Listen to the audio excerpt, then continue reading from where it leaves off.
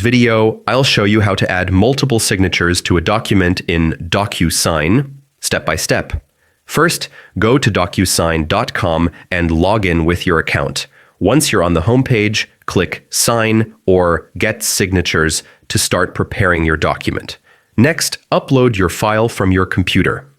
Once it's uploaded, enter the recipient details, names and email addresses of everyone who needs to sign. Make sure the information is accurate to avoid delays. After that, click Next. This takes you to the field setup page. Here's the key step. Drag and drop signature fields onto the document wherever a signature is required.